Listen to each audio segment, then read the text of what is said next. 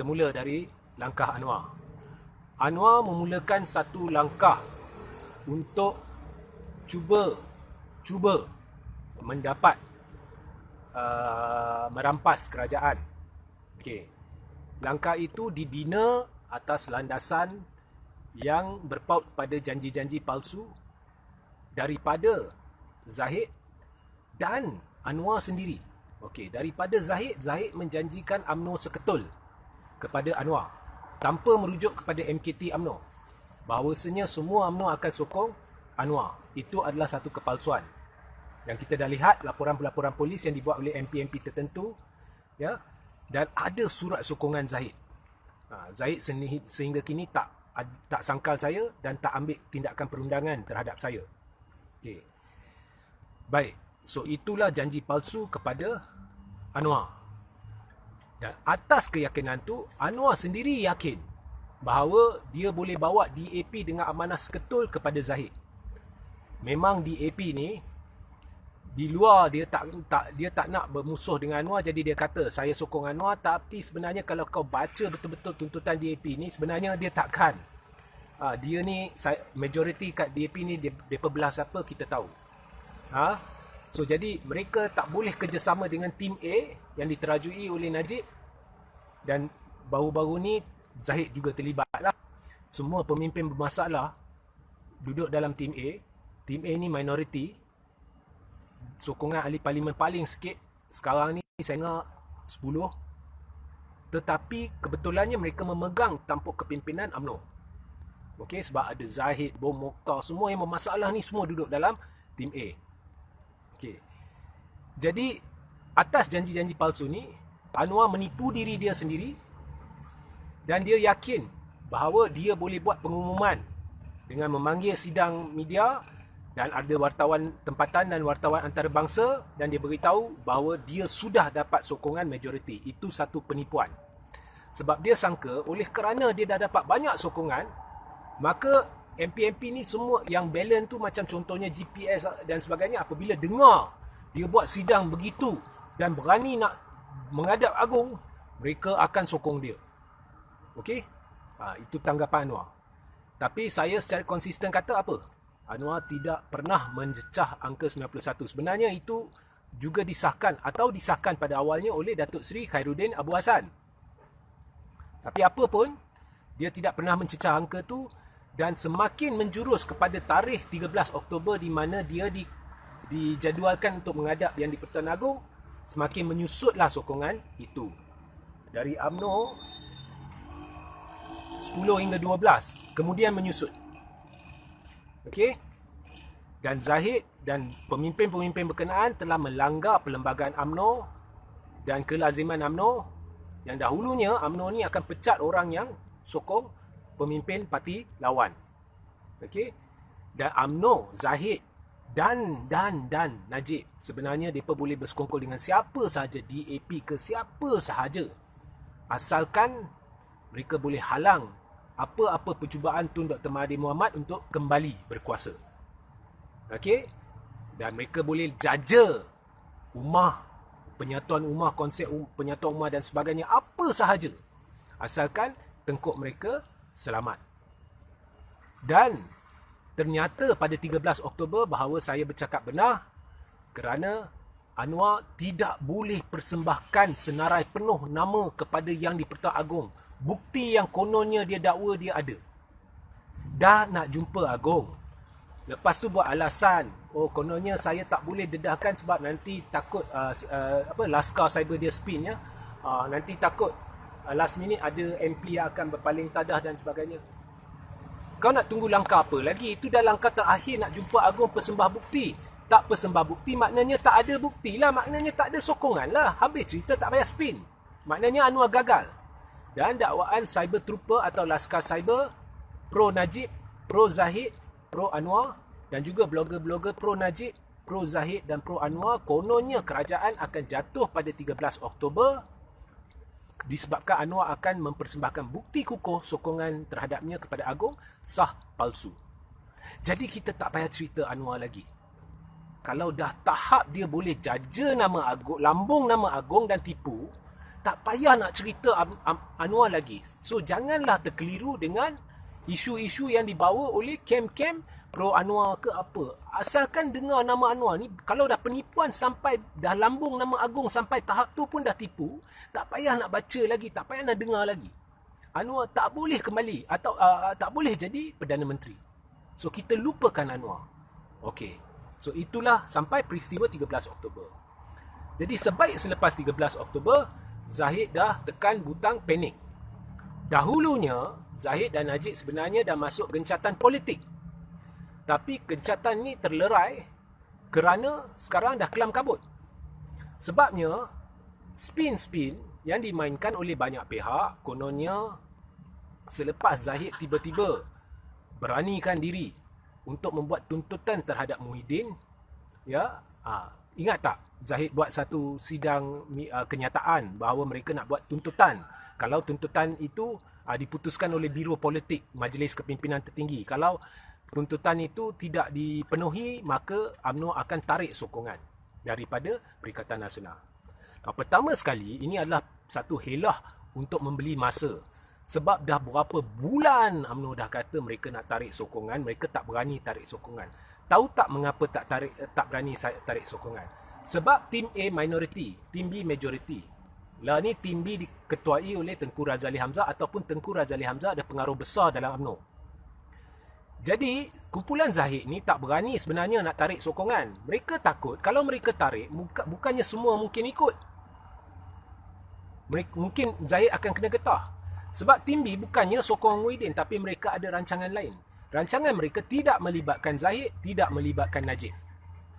Majoriti dalam UMNO, termasuk majoriti pemimpin bahagian, pemimpin cawangan dan ahli-ahli parlimen, tidak ingin tim A dalam UMNO.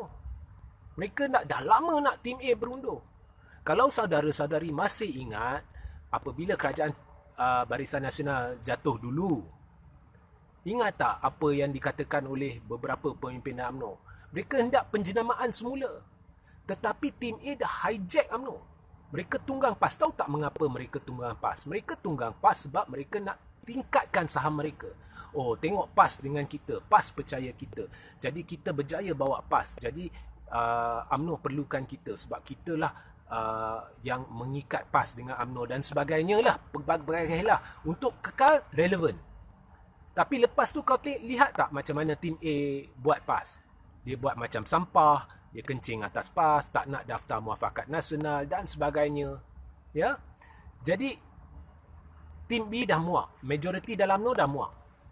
Jadi apabila Anwar gagal, Zahid dah cemas. Bila dah cemas, tiba-tiba nak beranikan diri nak buat tuntutan. Sepatutnya bukankah Zahid bawa UMNO keluar, tak payah sokong Perikatan Nasional lagi? Nak tunggu apa lagi?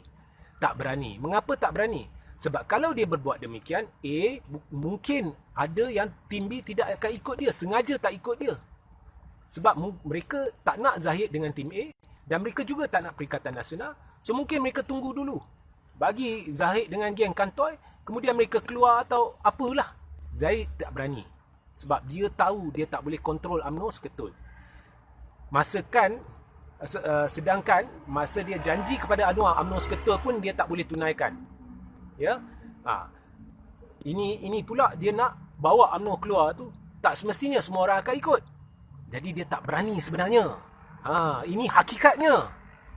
Jadi macam-macam alasan digunakan untuk beli masa. Tiba-tiba nak buat tuntutan baru terhadap Perikatan Nasional. Mengapa tak buat dulu? Mengapa sekarang baru nak buat tuntutan?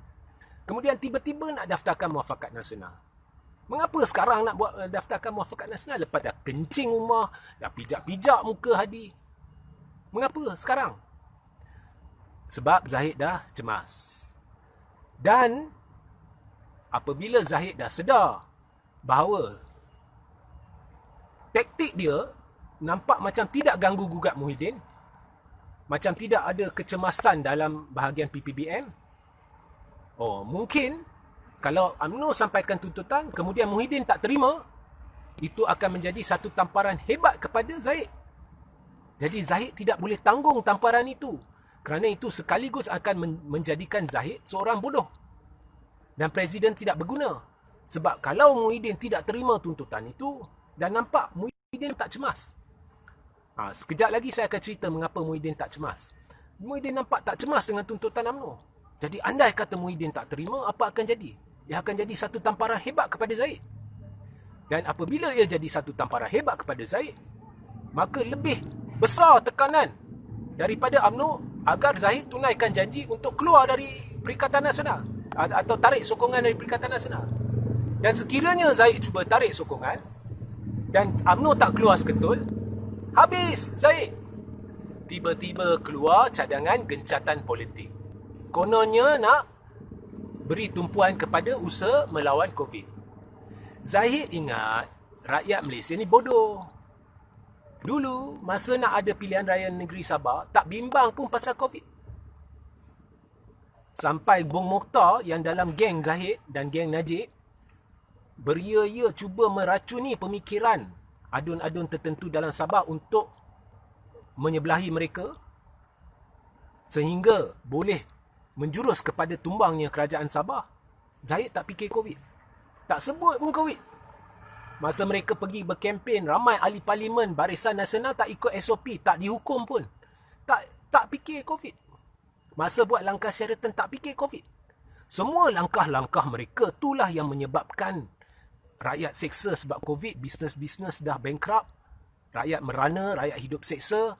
Bukan hanya sebab Muhyiddin. Hello bang, bukan hanya sebab Muhyiddin. Sebab Muhyiddin, sebab Zahid, sebab Najib, sebab semua. Rakyat hidup terseksa. Masa tu tak fikir COVID. Tiba-tiba fikir COVID. Sebab Zahid tahu, kalau Muhyiddin tak terima tuntutan tu, dia kantoi. Jadi, ini adalah untuk menyelamatkan, gencatan tu bukan untuk menyelamatkan rakyat Malaysia daripada COVID. Ia adalah untuk menyelamatkan tengkuk Zahid. It's all about Zahid. Dan secara tidak langsung Najib. Dan saya dengar memang ada pergelutan antara Najib dan Zahid. Sebab gencatan politik sesama mereka pun dah terlerai. Tapi mereka takkan, mungkin ada percubaan untuk gulingkan Zahid, tapi mereka tak boleh buat secara terbuka dan secara besar-besaran. Kerana mereka tahu, kalau benda tu berlaku, tim A akan berkecai dan tim B akan take over. Sebab mereka minoriti. Jadi itulah sebabnya mereka mencadangkan gencatan politik. Jadi spin Laskar Cyber Najib, kononnya Najib beri tempoh kepada Zahid 7 hari dan sebagainya. Itu semua pembohongan. Hakikatnya Najib pun tak berani secara terbuka tentang Zahid. Sebab tim A akan hancur berkecai, tim B akan take over. Jadi masing-masing tak berani bergerak. Dan Zahid tak berani untuk mengisytiharkan UMNO akan tarik sokongan daripada Perikatan Nasional. Dan Muhyiddin tahu perkara ni. Sebab itulah Muhyiddin tak cemas. Bukan sebab Muhyiddin kuat.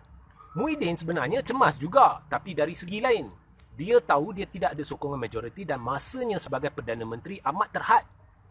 Muhyiddin takkan bertahan lama lagi. Kerajaan ni takkan bertahan lama lagi. Akan berlaku perubahan kerajaan. Tetapi Muhyiddin tak cemas dengan Zahid. Sebab dia tahu Zahid juga cemas. Jadi dia tahu dia tak payah, kalau dia tak payah menurut tuntutan Zahid. Sebab itu Zahid dah tahu, okey, Muhyiddin mungkin tak akan terima benda ni. Jadi lebih baik saya buat helah gencatan politik ni, selamatkan tengkuk saya. Sekurang-kurangnya saya jaga air muka saya tak malu.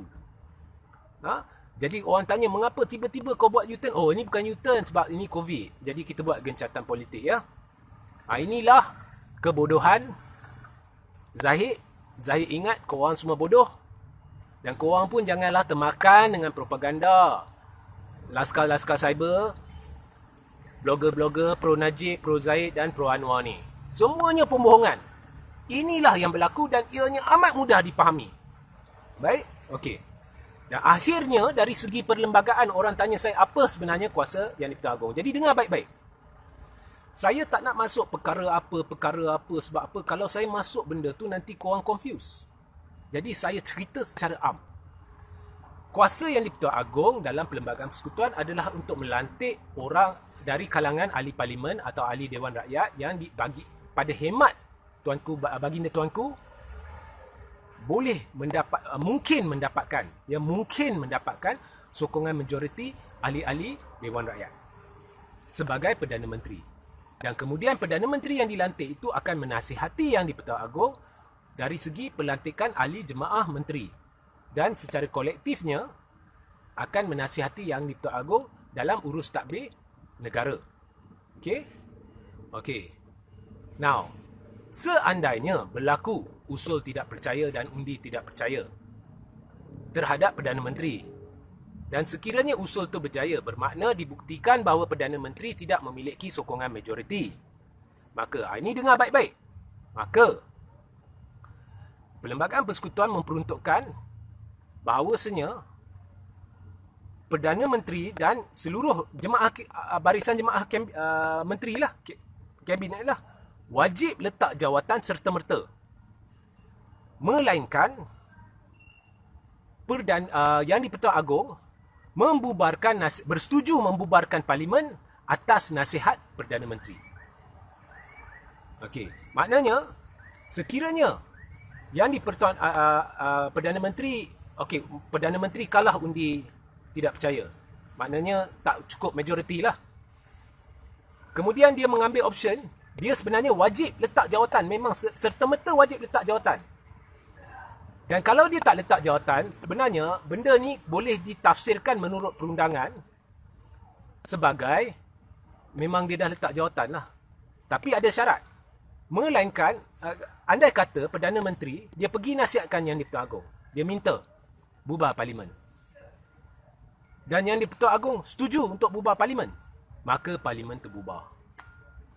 Tapi Perdana Menteri andai kata pergi nasihatkan atau minta Yang di-Pertuan Agong untuk bubar parlimen, menurut perlembagaan Yang di-Pertuan Agong ada hak untuk menangguhkan permintaan itu. Maka apabila Yang di-Pertuan Agong berbuat demikian, kita kena balik kepada yang pertama, iaitu apabila undi tidak percaya itu Perdana Menteri kalah, maknanya tidak cukup majoriti, dia wajib letak jawatan. Sini parlimen boleh bubar sebab Yang di-Pertuan Agong dah tangguh. Jadi parlimen tak bubar. Jadi memang kena letak jawatan serta-merta sebab kerajaan tidak boleh berfungsi. Memang tidak boleh berfungsi. Barisan jemaah menteri itu bubar tak bubar ni dia tak relevan dah. Jadi bila dah tak relevan, kalau dari segi formality, memang Perlembagaan Persekutuan meletakkan bahawa Perdana Menteri kena letak jawatan. Tapi kalau dia tak letak jawatan tu, memang boleh ditafsirkan atau dari segi perundangan boleh diputuskan bahawa memang dia dah letak jawatan. Sebab dia memang tak boleh berfungsi sebagai Perdana Menteri dari segi perlembagaan. Jemaah menteri tidak boleh berfungsi sebagai barisan jemaah menteri secara berperlembagaan. Maknanya kita tidak ada kerajaan. Dan pada ketika itu, Yang di-Pertuan Agong boleh mendapatkan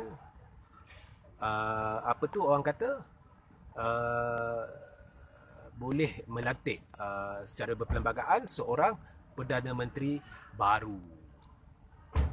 Baik, adakah dia akan melantik secara interim sehingga menunggu PRU 15?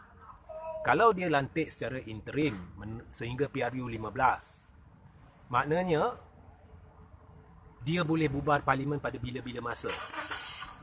Tahu mengapa? Sebab Perdana Menteri apabila kalah undi tidak percaya, andai kata Perdana Menteri itu dia minta Yang di-Pertuan Agong untuk bubar parlimen, kemudian Yang di-Pertuan Agong menangguh pembubaran itu, dan apabila Yang di-Pertuan Agong menangguh pembubaran itu, secara automatik kita anggap yang Perdana Menteri itu dah letak jawatan, dan Yang di-Pertuan Agong lantik Perdana Menteri interim.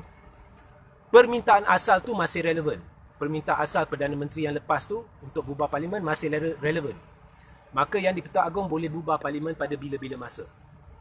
Now, Yang di-Pertuan Agong boleh pilih untuk bubar parlimen pada 2023 apabila penggal parlimen penuh selesai ataupun sebelumnya. Dan sementara itu dia boleh lantik Perdana Menteri interim. Okey. Tetapi Yang di-Pertuan Agong juga boleh lantik Perdana Menteri yang sah, bukan interim.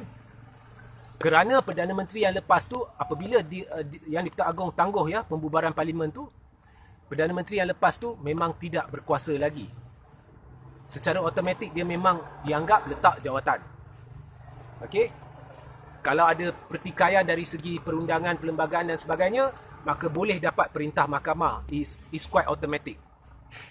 Nah, akhirnya Yang di-Pertuan Agong boleh melantik dari kalangan ahli-ahli Dewan Rakyat yang pada hemat Tuanku Baginda boleh mungkin mendapat sokongan majoriti dan akan menjadi Perdana Menteri ke-9. Dan kemudian Parlimen akan bubar pada tahun 2023. Jadi ini dua kemungkinan. Okey? Ini dua kemungkinan. Ada lagi kemungkinan tapi saya tak nak bincangkan sebab yang ini pun mungkin jadi confusing for some people. Jadi kalau saya masuk kemungkinan ketiga, keempat, nanti orang jadi lagi confused. Okey? Okey. So last kali bahagian ni sahaja saya rumuskan. Apabila Perdana Menteri hilang majoriti, maknanya kita buat undi majoriti, Perdana Menteri tidak ada undi majoriti. Perdana Menteri ada dua pilihan. Secara berperlembagaan dia kena serta-merta letak jawatan. Okey. Tetapi Perdana Menteri juga boleh memilih option untuk serta-merta menasihati Yang di-Pertuan Agong untuk bubar Parlimen. Tetapi Yang di-Pertuan Agong juga mempunyai option untuk menangguhkan permintaan tu. Jadi apabila Yang di-Pertuan Agong menangguhkan permintaan tu, maka kita tidak ada kerajaan kerana Barisan Jemaah Menteri tak relevan. Sebab memang kena letak jawatan wajib. Serta-merta mereka tak berfungsi lagi.